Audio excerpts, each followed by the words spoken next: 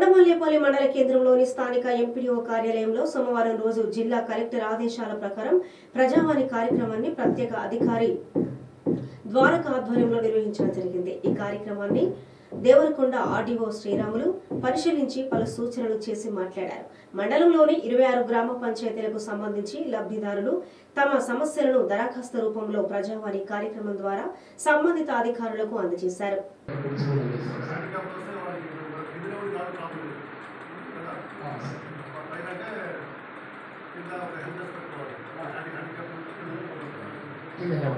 అంతా మరి ఎవరైనా నడవేగా వస్తే